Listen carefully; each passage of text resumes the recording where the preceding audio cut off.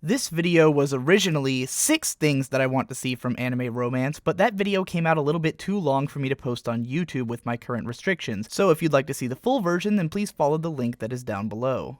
Over the past month or so, I've been constantly watching romantic comedy anime, and in the process, I've come to some conclusions about what elements can make or break a series within the genre for me. These rules may or may not apply to you as well, though I think all of them could be seen as fairly universal elements that most people would appreciate. Number 1, establish what I might like about the characters up front. It's pretty difficult to become invested in a romance story if I don't really like any of the characters. This might seem kind of like an obvious facet of storytelling in general, though I think it's perfectly possible to make a good story with a protagonist that you're not necessarily meant to root for, or wherein the characters aren't necessarily good or righteous people. However, unless your romance series is a hardcore drama about dealing with a toxic relationship, it stands to reason that I'd rather watch a romance between several good, likable people than I would between a bunch of assholes or people that I don't care about. Sakura-so Pet no Kanojo is a series with elements of romance, comedy, and drama, which I found myself putting down after a handful of episodes upon the realization that the story had already started diving into its drama before I had actually managed to care about any of its characters. The early episodes establish how each of the characters has a unique talent or attribute of genius, but it never really establishes any of them as good or interesting people. Once they started getting dramatic over their various personal hangups, I found myself emotionally left behind, as though I'd been expected to care about this drama simply because of its own existence. I suppose this wouldn't be impossible if I found the drama to be particularly compelling, but it would have been downright easy if I'd been invested in the characters already. Sakura-so felt like it was more concerned with using its characters as tools to talk about its themes of genius, instead of treating them as people whose life story just happened to be one that evoked those kinds of themes. An excellent series which managed to have similar themes to Sakura-so while also telling a great story full of eminently likable characters was Honey and Clover, but to use an even more potent example of just how much power there is in likable characters, I want to discuss a series which doesn't really have any particular theme at all, Kimi ni Todoke. The opening episodes of Kimi ni Todoke may be a bit saccharine for some people, but they go out of their way to establish all of the main characters as exceptionally good-natured and decent people, while also inviting us to understand their general life problems. The main character, Sawako, is largely avoided and ignored because she looks like Sadako from The Ring, even though she really just lacks the social skills to communicate with anyone thanks to a lifetime of failed attempts to do so. Sawako falls in love with and befriends a classmate named Kazehaya, unaware that he's developed feelings for her as well, and Kazehaya helps her to improve her social relationship within her class and to make her first real friends in the form of Yano and Chizuru. It's only after several episodes of establishing Sawako's friendships with each of these characters and solidifying the group's dynamic and chemistry that the first real dramatic conflict arises with some of the other girls spreading rumors that Sawako is using and abusing her friends. By the time this conflict emerged, I was already invested enough in Sawako's friendships and how they were affecting her character that I wanted to know how the conflict would be resolved. I'd even go so far as to say that I made it through 2 whole seasons of Kimi ni Todoke, largely based on the goodwill which the series bought from me by intriguing me to the characters in those early episodes.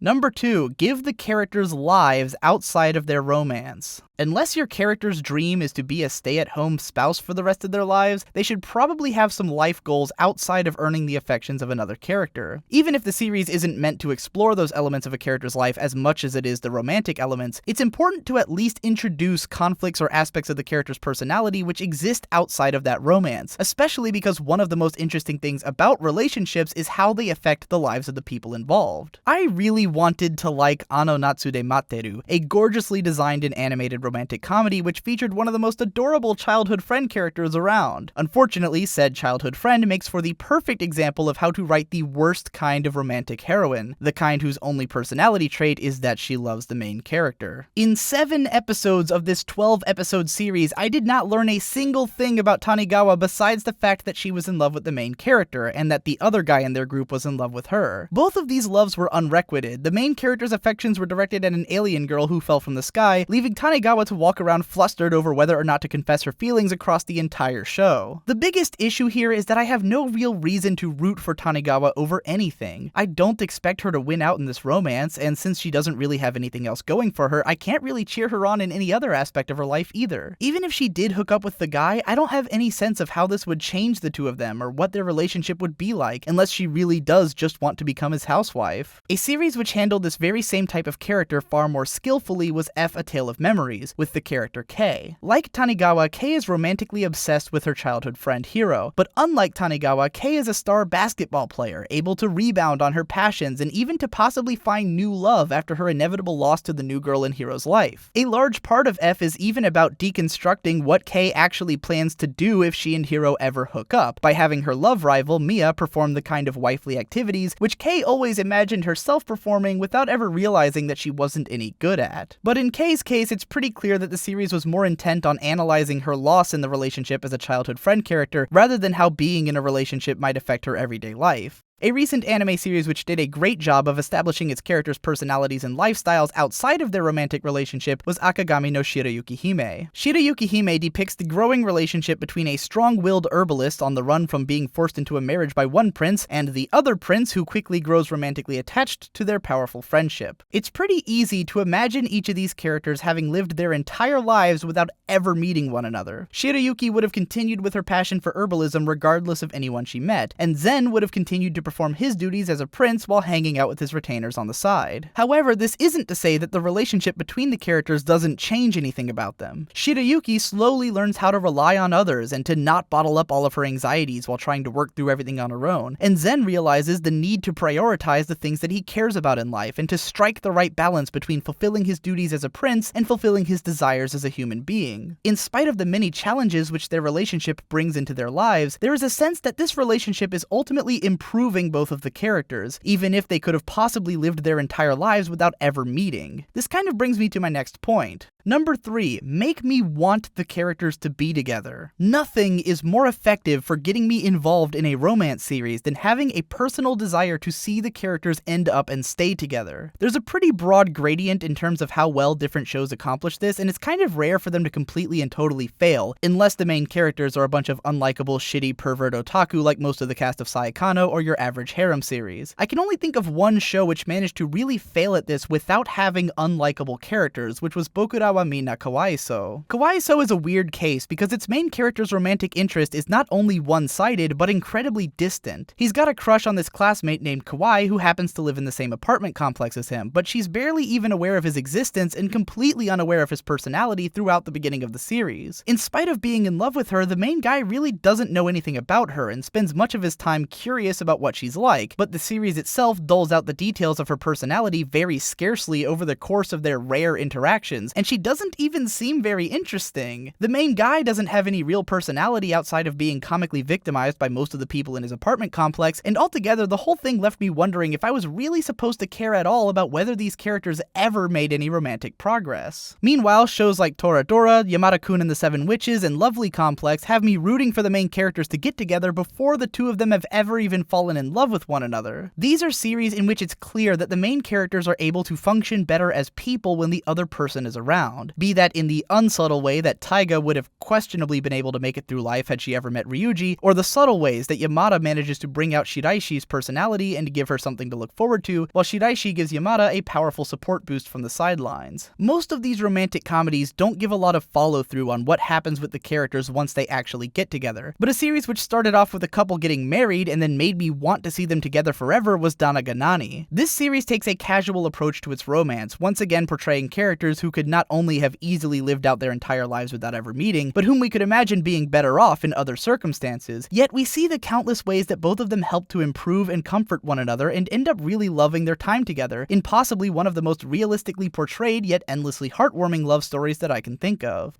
Number 4, something has to be making progress, romantically or otherwise, unless that's the joke. By far the biggest knock that most people have against romance in anime is that it takes forever for anything to happen. This problem is far-reaching and often excruciating, but I don't think that the problem is simply a lack of romantic progress. Plenty of romantic series manage to remain interesting by showing how the characters change and grow either in pursuit of their romance or as a result of being around other characters in the show, regardless of whether they've managed to hook up already or not. I don't feel miserable waiting for the romance in Toradora or Shirayuki Hime or Yamada-kun and the Seven Witches to be actualized with because I already can see how the characters are being affected by the progress their relationship has. Where romantic stories become painful is when I feel as though I'm sitting around waiting for something to change. A lot of the times this happens in a romantic comedy or harem series as soon as the jokes get old. Characters come inches away from finally revealing their feelings only to comically misunderstand one another and continue on with their frustrations. And that can be fine as long as the series is still funny and endearing in its own ways. Shows like Gekkan Shoujo Nozaki-kun even seem built entirely around making fun of the idea that the characters will never end up together, and constantly manages to base fresh jokes around the comic misunderstandings of its characters. But when things go wrong in this department, oh boy do they go wrong. I can think of no better example than the second season of Kimi ni Todoke, and I guess you could say I'm going to spoil it, but this is the kind of spoiler that may save your life. It's made clear from the very beginning of Kimi ni Todoke that Sawako and Kazehaya both love one another, and based on their personalities, it's impossible to imagine that anything is going to stop them from ending up together. The first season manages to dodge the issue of when they'll hook up for most of the time by focusing on other things, be those Sawako's personal development, or her conflict with other girls who are in love with Kazehaya, or the romantic side stories of her friends. At the back end of the season, it seems like everything else has been dealt with and put aside, and all that's really left is for the main characters to finally hook up. But after 3 episodes of teasing, they don't. And then we get season 2. Even though the first season has put us in a position wherein the main characters are totally sure of their feelings and pretty clearly just one confession away from becoming a couple, the series drags its feet for 8 more agonizing episodes by introducing all kinds of totally artificial feeling conflicts in the name of keeping the couple apart. A guy shows up who's interested in Sawako out of nowhere, Kazehaya for no reason gets all self-conscious about his feelings, and then in one of the most stunningly infuriating moments that I've ever witnessed in a romantic series, both of the main characters manage to confess to one another while misinterpreting the other person's confession as a rejection. All of this treading water felt so in my face and like such a waste of time that by the time the main characters were together, I didn't even care anymore. So much of my goodwill towards these characters and their romance had been drained by the cruel way which the series went about prolonging their inevitable relationship that I was just pissed off at all of it by the end. The last 3 episodes of the season did actually make progress and get things going again, but they should have happened 8 if not 10 episodes early when it would have made sense narratively, instead of putting everything on hold in the name of squeezing out some unnecessary drama.